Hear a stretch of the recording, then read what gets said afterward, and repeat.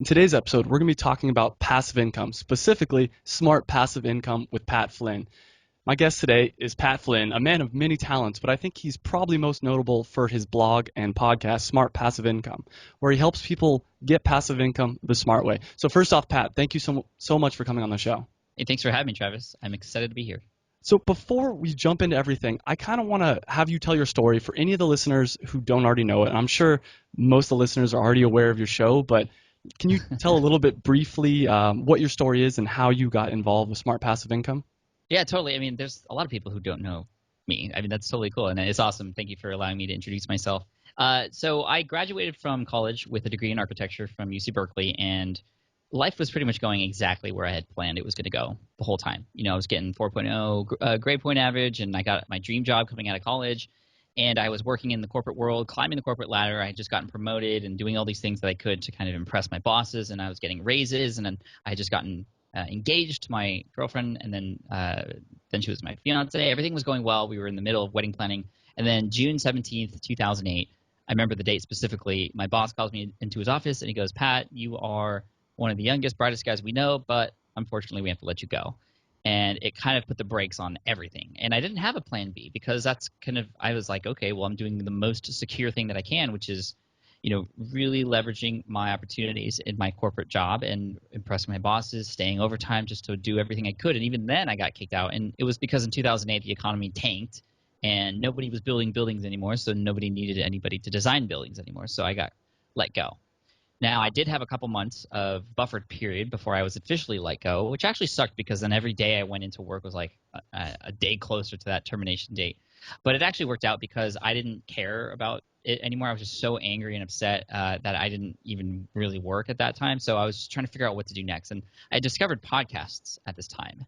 And I never really knew what a podcast was. I was listening to music on the way to work. I actually moved back with my family in San Diego, was taking the train up to Irvine every single day. It was about an hour and a half train ride because it was cheaper than gas, which was at $5 a gallon at the time.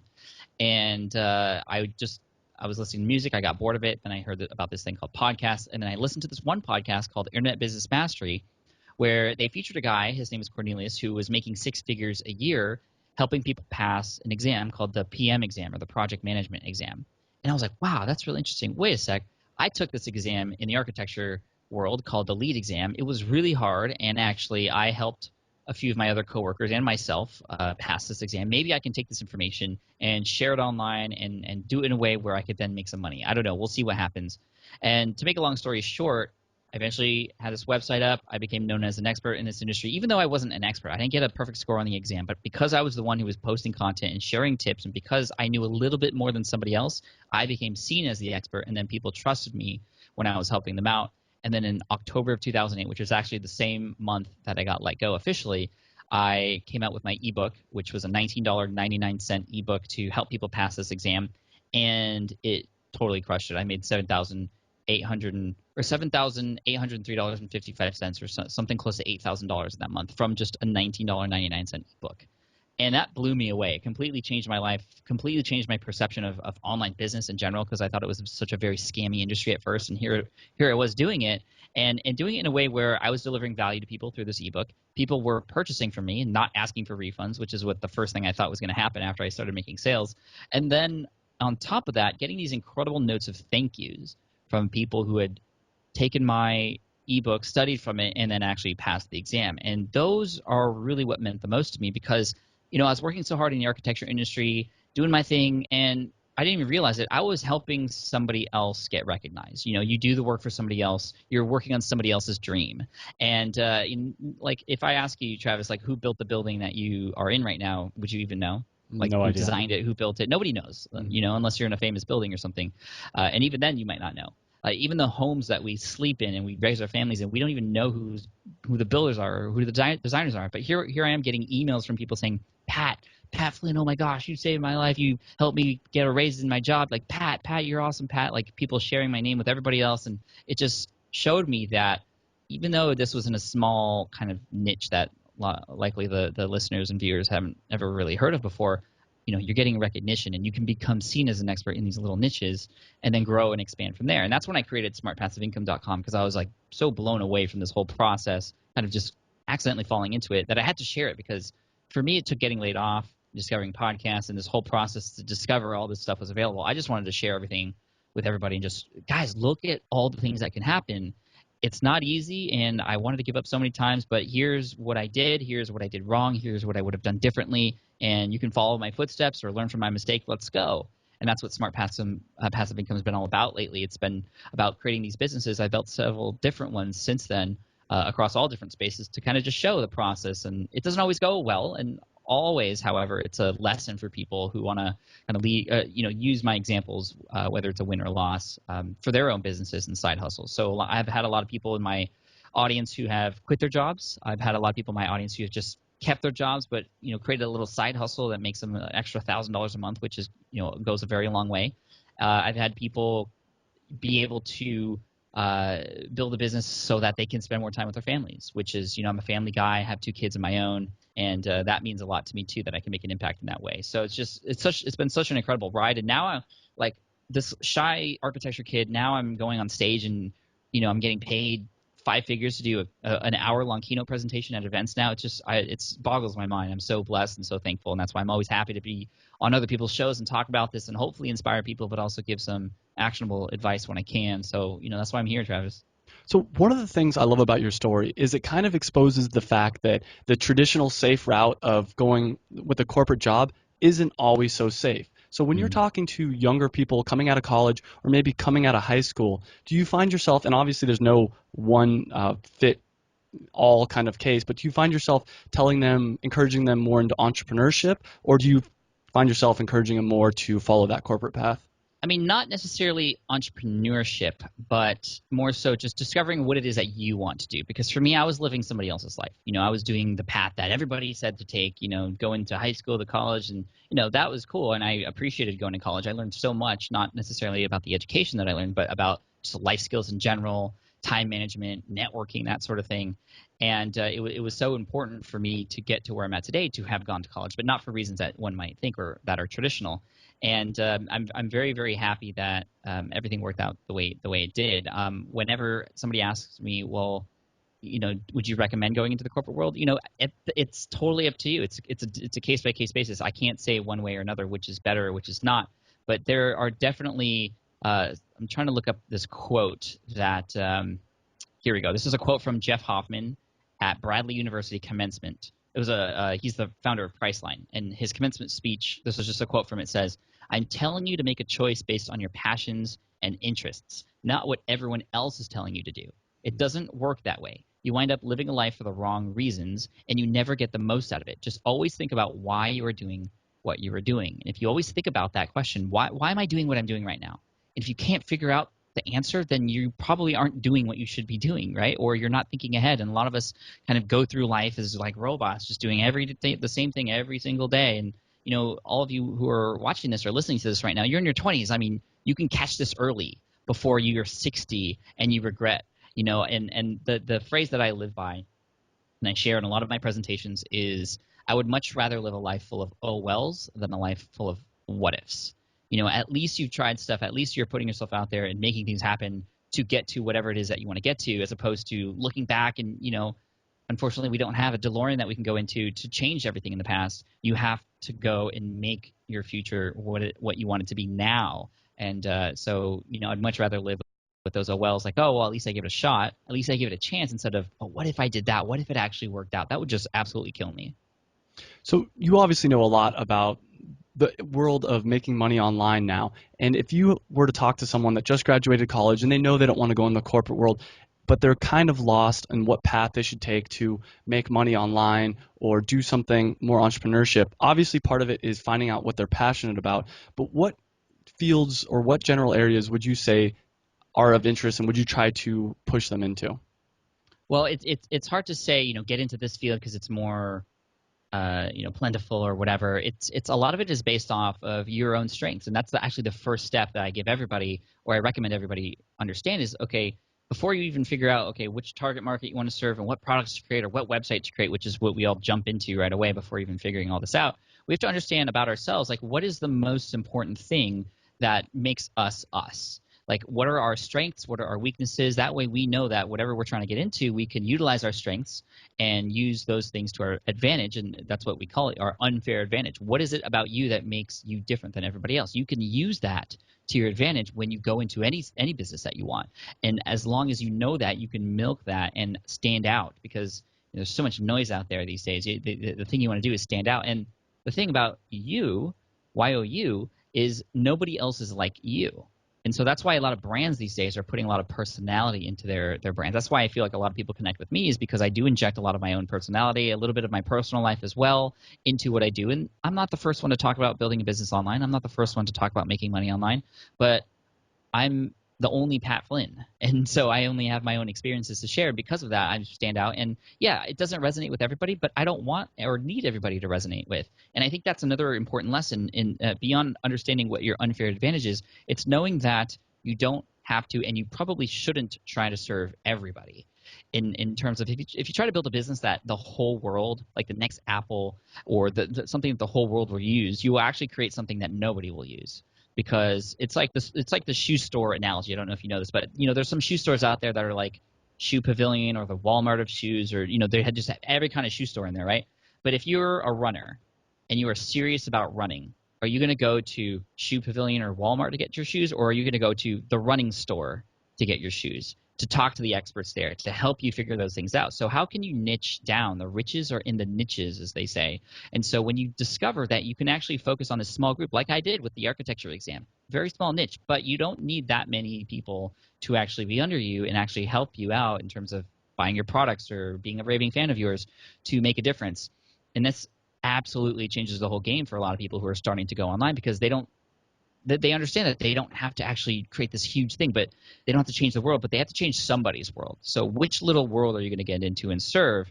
And when you can do that, you can better hone in on your message. You could better hone in on the pains and the problems that you're trying to solve. And that's really what it's all about. An entrepreneur, somebody who builds a business that is successful, is simply, when it comes down to it, a problem solver. So pick a problem, solve it, and people will be more than willing to pay for that. And again, like I said, you don't need that many people. There's an article I recommend everybody out there read. This is like required reading for everybody. As soon as my kids can read, they're going to read this article.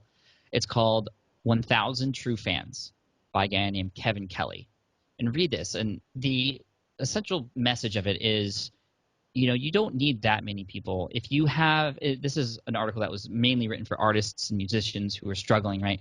But the idea is, if you had 1,000 people who were raving fans, who just absolutely loved what you did, out of this world of 7 billion now, if you just had 1,000 people who loved what you did, who supported you with something that was maybe $100 a year, $100 a year, a lot of us pay for stuff $100 a month that we don't even use that much. But if somebody was a raving fan of you, $100 a year to support you, that's already a six-figure income, 100 times 1,000.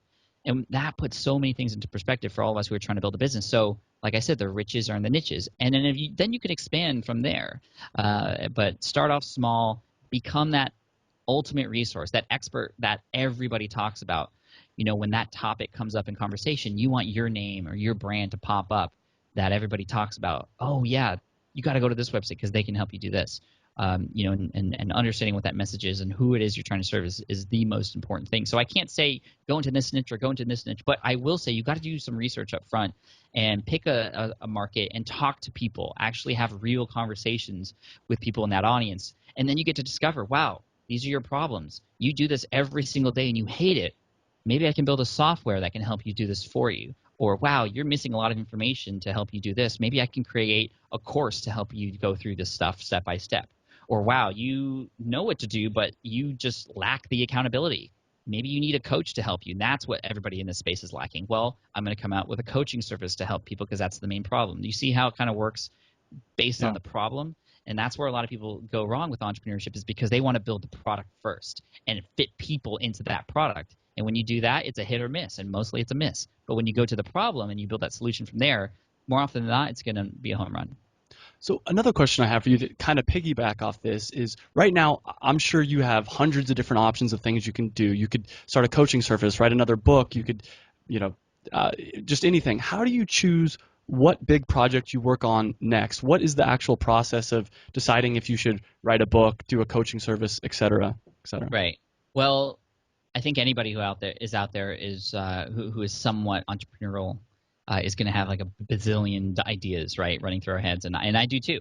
Write them all down first of all. Like, don't lose them because you never know that next idea might be a great one. But you also have to understand that you need to focus on one at a time, or else nothing will ever get done.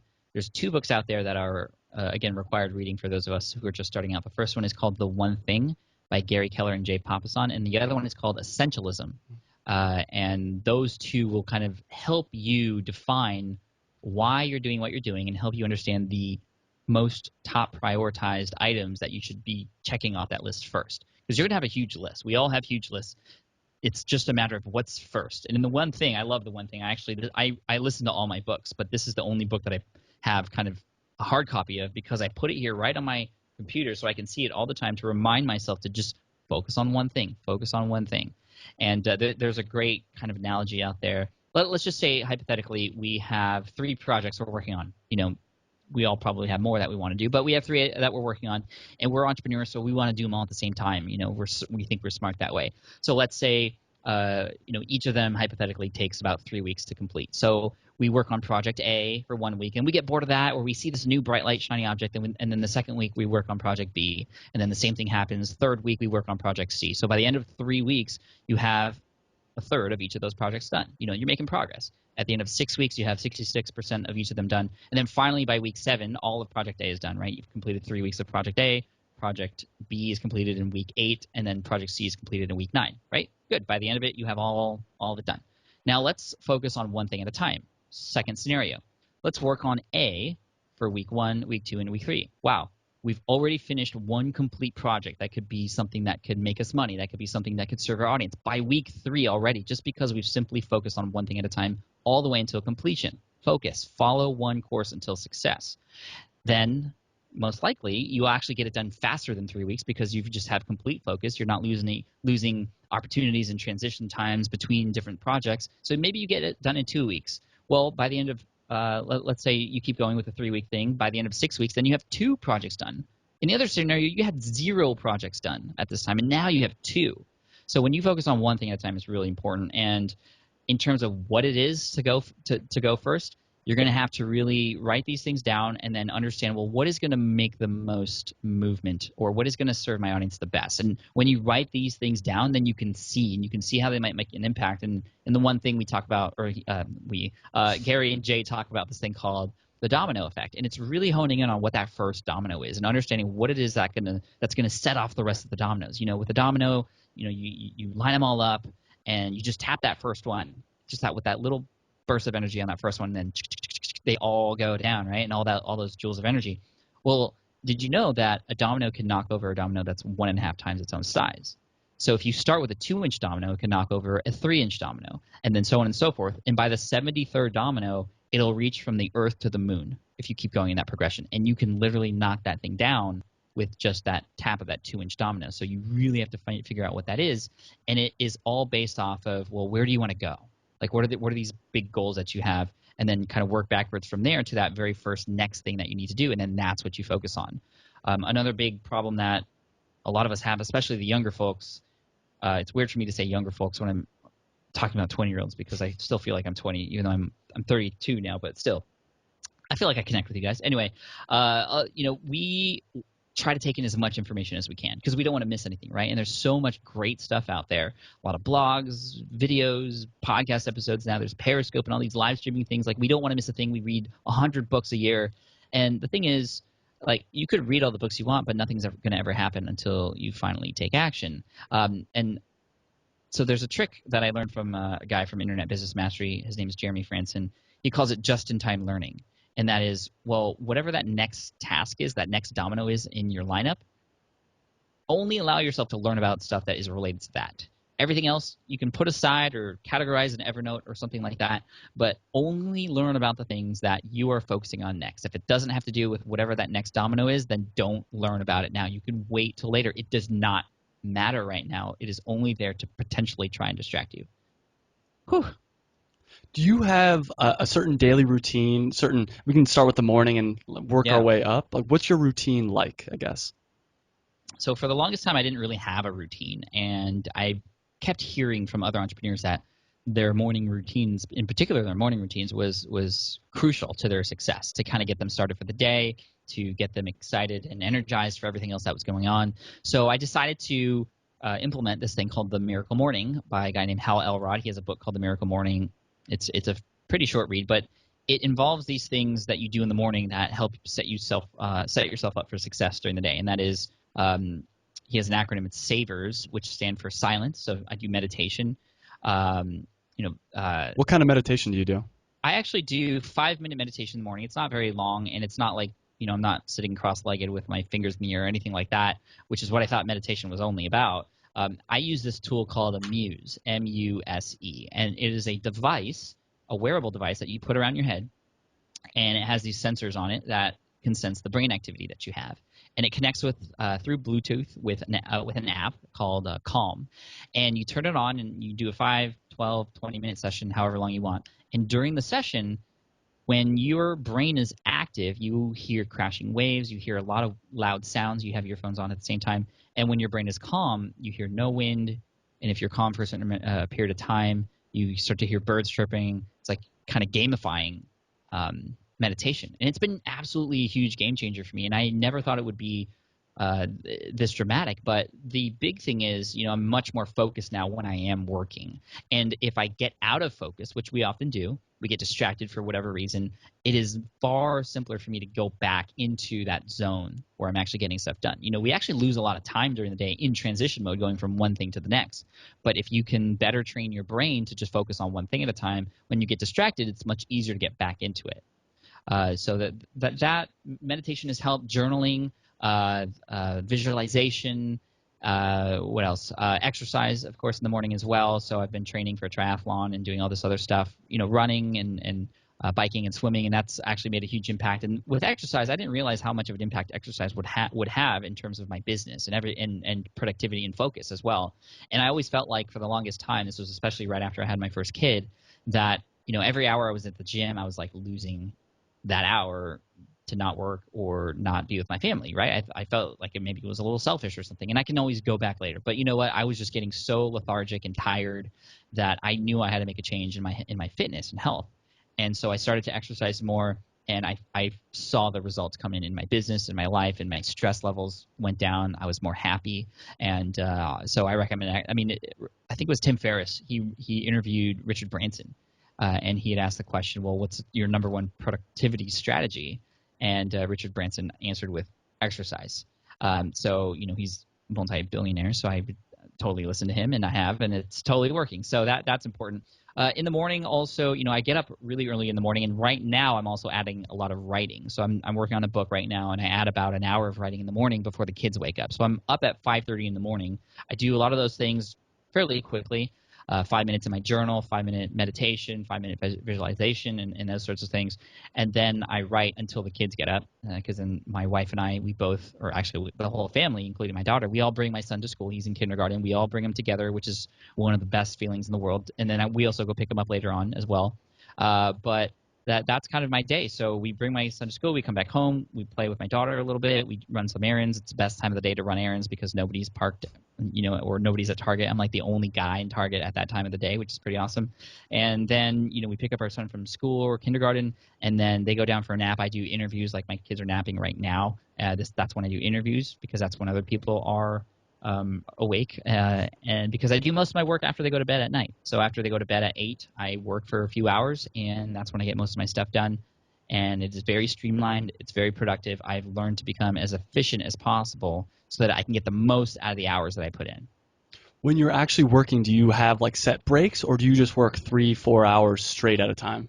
I have set milestones. So within each work period, I have, okay, so when I finish this many words, for example, 1,000, then I will celebrate a little bit and take a little break. I'll go get a glass of water, or I'll play 10 minutes on Madden or something. I give myself these little rewards so that I can, feel like there's something on the other end. That is what I know motivates me. Other people are different. And I think it's really important for everybody out there to know, how are you best motivated? For me, it's rewards, it's numbers, seeing progression, that sort of thing motivates me. When people come at me with yelling and how like drill sergeants are, they try to be motivating, but they do it in a very kind of yelly kind of way, that has a negative impact on me. I will not do whatever that person says. So I know that when I'm trying to get people to help me, I tell them, well, I don't respond to that. So help me, show me the numbers, help me keep track. That's how you can hold me accountable. And it's really important for all of us to know how do we best motivate ourselves, or what do we respond with best, so that when you work with other people in mastermind groups or in group settings, or your boss or your coworker, you can kind of work together to all help each other out in the way that you know how you can best help the other person. It's such an underrated thing to understand. How do you best respond? Because a lot of people feel like we're all the same, but we're definitely not all the same. With those milestones, is that something you create right before you're about to work every Sunday, or a few weeks in advance? Like, when do you actually create those? Yeah, it's like right before. Okay. So for writing, yeah, I kind of just gauge how many words I want to write at that session, and then I do it. When I'm recording podcasts, for example, I'm like, okay, I got to get through 2 episodes of Ask Pat, then I'll take a break, and then I'll get through the rest for the week. Those types of things. Gotcha. And then I want to shift gears here a little bit. And you're not only an influencer, but I imagine you're still reaching out to other influencers. Are you at the point now where sometimes you're reaching out to people that might feel a little bit outside your grasp? And if you are, like, how do you reach out to them? Because I'm sure you get a lot of emails, and obviously you can't respond to all of them. So when you're in turn sending emails to other people that get a lot of emails, how do you make sure that your email gets read? That's a great question, and it has always been the case where I've been reaching out to people beyond my kind of immediate network, and I think that's really important to do. I'm glad you brought that up, because you always want to extend your reach. You always want to go big, and the bigger you go, even if you fall, you're still much higher than you were before. Now, for me, I know that I have a little bit of clout in the space, and I can use those social proof numbers or connections that I have with people to make introductions to others. Or oftentimes I'll have other people introduce people I want to meet for me. I know a lot of people who are sort of the connectors in the space, and it's important to know those people because they will help hook you up with different connections and stuff too. So, you kind of get a feel for who those people are over time, or you might be one of them yourselves, and you might be great at networking with people. I think it's important to, if you want to build your online business, to get offline every once in a while and go to these conferences and talk to people, meet people face to face, share a drink with each other or coffee or something. Just get to know people, and that's where I've been able to meet a lot of the great friends that I have in the online space, and we've been able to help each other out in that sort of thing. But when I reach out to other people, I mean, I guess, looking back, I think one of the things I did to reach out to others who were beyond where I was at the time was actually take their advice, put it into practice, and then share the results with them. This is what Brian Harris calls the poster boy effect, or the poster boy strategy, where you actually take Brian Harris from videofruit.com, amazing genius. He has a strategy where if you want to get noticed by somebody, do their thing, whatever it is they're teaching, and become kind of their poster boy for that. Just crush whatever it is they're teaching, and they're going to want to share you. They're going to want to get to know who you are because you actually, A, took advice. So that shows that you are actually an action taker. But B, you took their advice and are only making them look better, and that can be kind of your in as well. And another thing I like to do is to find little kind of nuggets about these people, so that, because, like, have you ever been to a party or a conference thing or whatever where you meet somebody for the first time, and that talk when at the beginning is really kind of just surface level, right? Like, oh, hey, where are you from? It's always the same, right? But then one of you will say something that the other person had also experienced, like maybe you both went bungee jumping one time, or maybe you both have kids, or maybe you both went to the same college, and and you're just like best friends at that point. Like, you have an instant connection because you have that shared experience. So whenever I'm reaching out to somebody for the first time, I also look for, are there any shared experiences? Is this person a father or a mother? And how young are their kids? Because then we can talk about that kind of part of our lives, because that's a major part of our lives. Or what college did they go to? If they went to Stanford, then I can talk and joke about how we're rivals and that sort of thing. And that kind of just, oh, wow, this person's different from the other people because they actually kind of know a little bit about who I am. So even just a few seconds on LinkedIn or on their social profiles on Facebook or Twitter can go a very, very long way to have people just be like, oh, wow, this person, I noticed this person. Great answer. I want to wrap things up here, and the last question I always ask is, what general advice, and you can interpret this however you want, do you have for people in their 20s? Maybe it's something you wish you would have known, or maybe it's something you just want to tell all the 20-somethings out there listening. Yeah. If I could go back to the time, I would definitely tell myself to stop being so shy. I was super shy, and I was always afraid of what other people thought. I was always afraid of what to say. And one of the best things that I learned recently was just all the most amazing things that have happened has been a result of the other people that I've connected with. It's kind of, we're extending the conversation we just had about connecting and networking. So meet and talk to as many people as possible. You never know, that next person might be that one who really helps you make a change in your life, or helps you get to that goal that you've been trying to get. And there's a cool book out there. It's called The Game by Neil Strauss. And it's interesting because it's about the underground pickup scene, guys picking up girls and the strategies that they use. It's an interesting book, but there's a strategy in there called the 3-second rule that I think is a great networking tactic, where if you want to meet somebody for the first time and you're kind of nervous, or you see them there and you just, what do we do usually? We psych ourselves out, right? What are they going to say? Or what if I look stupid, or what if I get embarrassed, or whatever. Don't give yourself more than 3 seconds to think about it. You have 3 seconds to get to that person and shake their hand and introduce yourself.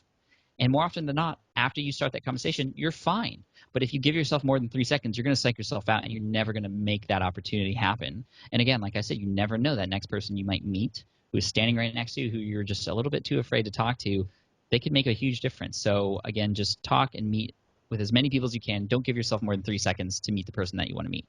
As a quick side story before we wrap things up, that was actually me. I met Pat here at NMX, and everyone at the party wanted to talk to Pat. And finally, I was like, all right, I'm just going to go ask him.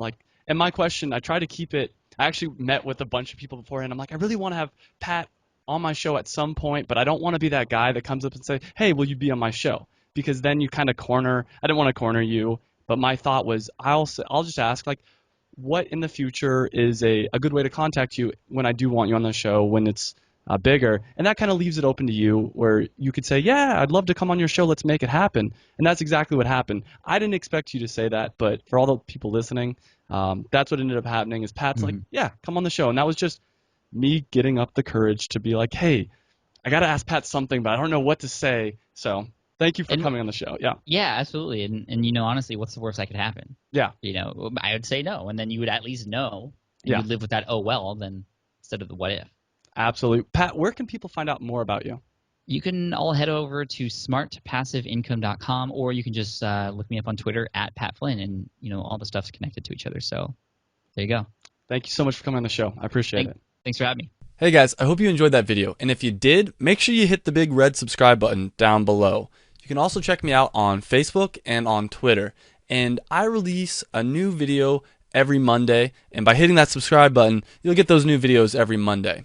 And this is really a podcast. It's also a website. You can check out the website. It's howtodoyour20s.com. I'll put a link right over here as well. And what it's all about is trying to improve your life. And we specifically focus on things that people in their 20s are interested in. So make sure you like the video if you liked it. Subscribe.